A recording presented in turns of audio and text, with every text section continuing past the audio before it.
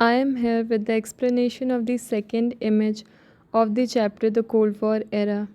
Here you all can see a number of images on the left side of the page from the top to the bottom. There are 8 images given.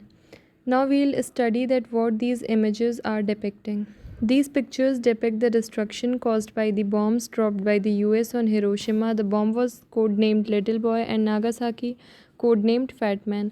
ये जो pictures हैं ये हमें दिखाती हैं कि जब यूएस ने बॉम्ब गिराए थे हिरोशिमा और नागासाकी पे तो किस लेवल का डिस्ट्रक्शन हुआ था। तो ये कुछ इमेजेस जो हैं वो हमें एक आइडिया लेने में हेल्प करेंगी।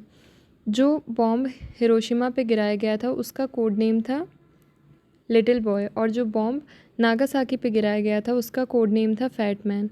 Yet these bombs were very small in their destructive capacity measured in terms of kiloton yield as compared to the nuclear bombs that were to be available in the stockpiles assembled by the superpowers। अब ये जो हमारे nuclear bombs होते हैं इनकी जो destructive capacity होती है कि कितना डिस्ट्रक्शन कर सकते हैं, इसको जिस यूनिट में मेजर करते हैं वो है किलोटन यील्ड।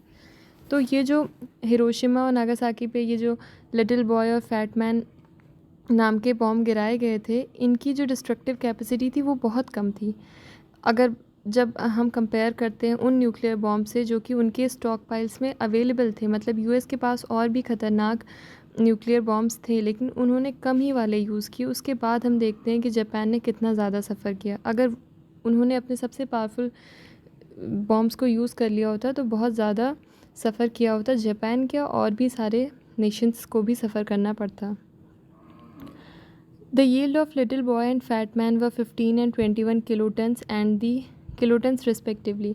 जो लिटिल बॉय की यील्ड थी वो 15 किलोटन की थी और जो फैट मैन की थी वो 21 किलोटन की थी। जो फैट मैन था बॉम्ब इसकी जो डिस्ट्रक्टिव कैपेसिटी थी वो 6 किलोटन ज़्यादा थी लिटिल बॉय से। By the early 1950s and the US and the USSR were already making thermonuclear weapons that had a yield between 10 and 15,000 kilotons.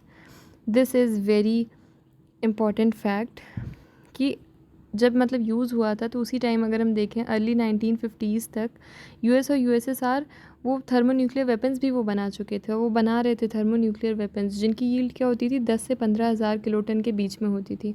10 से 15,000 किलोटन और 15 और 21 किलोटन में आप डिफरेंस देख सकते हैं।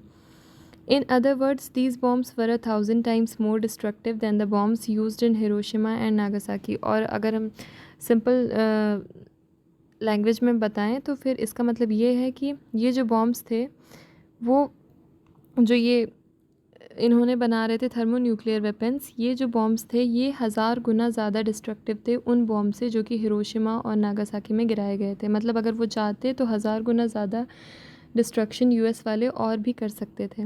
During much of the cold war both the super powers possess thousands of such weapons. और cold war के ज़्यादातर टाइम पीरियड में क्या था कि दोनों सुपर पावर्स के पास इस तरह के हज़ारों वेपन्स हुआ करते थे। Just imagine the extent of destruction that these could cause all over the globe. आप बस सोचिए, आप सोच नहीं पाएंगे कि कितना ज़्यादा डिस्ट्रक्शन होता अगर इन लोगों ने इन वेपन्स को यूज़ किया होता। तो पूरे ग्लोब पे सारी कंट्रीज़ को लगभग बहुत सफ़र करना पड़ता। Thank you.